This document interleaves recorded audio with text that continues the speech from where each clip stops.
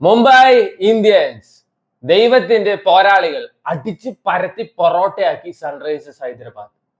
Peak കളി, peak entertainer ആയിരുന്നു. മുംബൈ 244 അടിച്ചു.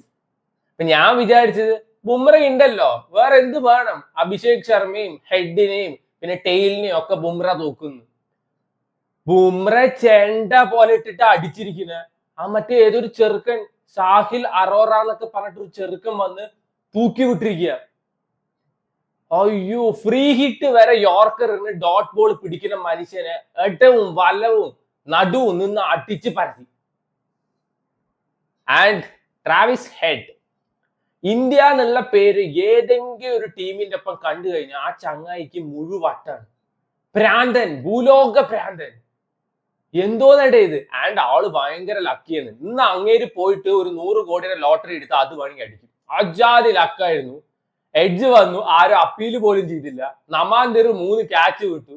പോരെ, ക്യാച്ചസ് വിൻ മാച്ചസ്. പിന്നെ അഭിഷേക് ശർമ്മ മറ്റേ സൈഡിൽ നിന്ന് ഏതോ ഒരു വേൾഡ് കപ്പില് അഭിഷേക് ശർമ്മയ്ക്ക് സ്പിന്നേഴ്സിനെ കളിക്കാൻ ബുദ്ധിമുട്ടാണ് പറഞ്ഞിട്ട് സകലമാന IPL ടീംസ് CSK ഷോട്ടിനെ കൊണ്ടുവന്നു. തലങ്ങും വിലം കിട്ടിട്ടാണ് ആ ചെറുക്കൻ തല്ലിയത്. പിന്നെ വന്നിട്ട് നിതീഷ് റാണെ കൊണ്ടുവന്നു, മറ്റേ ഡൽഹി, തലങ്ങും വിലം കിട്ടി തല്ലി. ഇന്ന് മറ്റേ വിൽ ജാക്സനെ കൊണ്ടുവന്ന് കിട്ടി വീണ്ടും. ഒരു സമയത്ത് ആ മറ്റേ ഗസൻഫാറ, മറ്റേ അഫ്ഗാനിസ്ഥാൻ കളിക്കാരൻ, ആ പയ്യൻ ഒരു ബ്രേക്ക് ത്രൂ തന്നു. ഈ മറ്റേ ഇഷാൻ കിഷനെയും തൂക്കി, അതേപോലെ തന്നെ അഭിഷേക് ശർമ്മയും തൂക്കി. ഞാൻ വിചാരിച്ചു കളി ഇനി സൺറൈസേഴ്സ് എന്തൊക്കെ വിചാരിച്ചിട്ടും കാര്യമില്ല. ഏകദേശം അവരൊരു 7 ഓവറിൽ 118 ഇട്ടിട്ടുണ്ട്, എന്നാലും ജയിക്കില്ല വിചാരിച്ചു. അപ്പൊ അടുത്ത ഒരു ഹൾക്ക് ഇറങ്ങി വരുന്നു, ക്ലാസൻ. എല്ലാത്തിനും ഇട്ട് പൂശിയുണ്ട്. ഒരു പ്രഷറും ഇല്ല, ടെൻഷനും ഇല്ല. ബൗൺസേഴ്സിനൊക്കെ അടിച്ച് പരത്തി വിട്ടിട്ടുണ്ട്.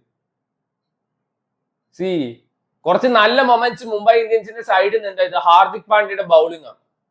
ഹാർദിക് പാണ്ഡ്യ കുറെ കഷ്ടപ്പെട്ടിട്ടുണ്ട്.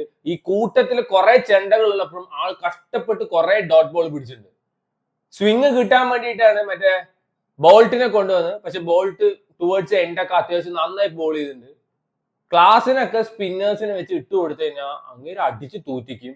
കയ്യിലുണ്ടായിരുന്ന കളി പോയത് ഗസൻഫാറിന് എങ്കിൽ 15 16ാമത്തെ ഓവർ എന്തോ കൊടുത്തു, അടിച്ച് തൂറ്റിച്ചു.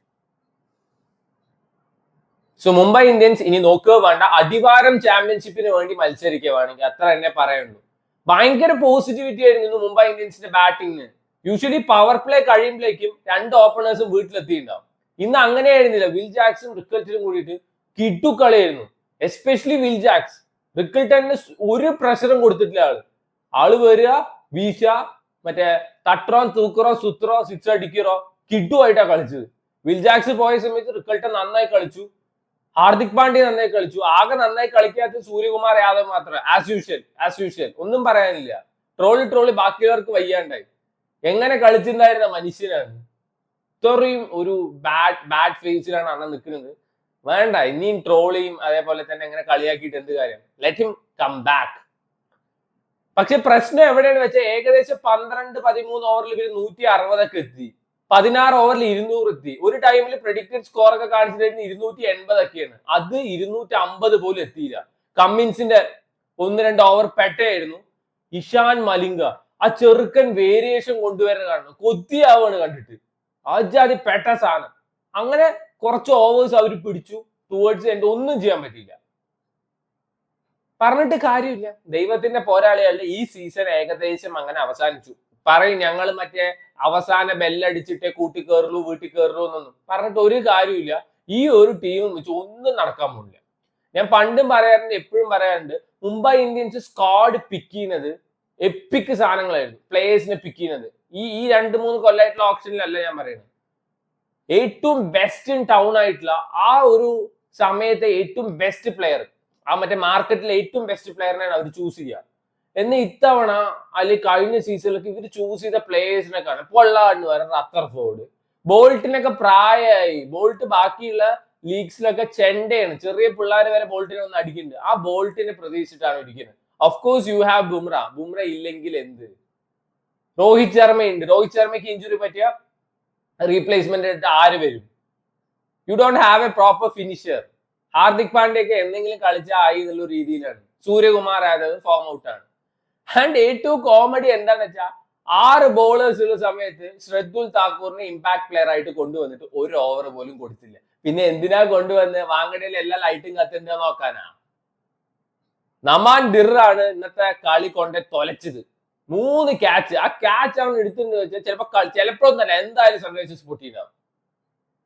1 ചാൻസ്, 2 ചാൻസ്, 3 ചാൻസ്, ഇതിൽ കൂടുതൽ ഇത് എങ്ങനെ തരിക? ക്ലാസിന്റെ ബാറ്റിംഗ് പീക്ക് സാധനമായിരുന്നു കേട്ടാ. ഇങ്ങനെയല്ല ഇന്റർനാഷണൽ ക്രിക്കറ്റ് എന്നൊക്കെ വിരമിച്ച് എന്തിന്?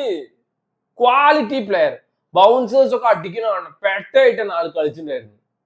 സോ അങ്ങനെ ദൈവത്തിന്റെ പോരാളികൾ നക്കി തോറ്റു എന്നൊക്കെ വേണമെങ്കിൽ പറയാം. അതിലും മോശമായിട്ട് തോറ്റു.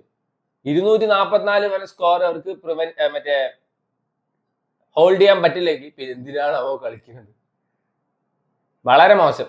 ഇനിയിപ്പോ അടിവാരം ചാമ്പ്യൻഷിപ്പ് LSG വേഴ്സസ് മുംബൈ ഇന്ത്യൻസിന് ഉണ്ടാവും. അത് മിക്കവാറും മുംബൈ ഇന്ത്യൻസിനെ തൂക്കും. ഇനിയിപ്പോ നാളെ RCB വേഴ്സസ് ഗുജറാത്ത് ടൈറ്റൻസ് ഉണ്ട്. RCB ജയിച്ചാൽ മതി. കാരണം ഗുജറാത്ത് ജയിച്ചു വെച്ചാൽ പിന്നെ താഴെയുള്ള ടീമിന് കയറി വരാൻ പറ്റില്ല. Almost top 4 ഫില്ലാവും. RCB ജയിക്കട്ടെ. അതിന്റെ അടുത്ത കളി ചെന്നൈയും മുംബൈയും തമ്മിലുണ്ട്. അതിൽ ചെന്നൈയും ജയിക്കട്ടെ.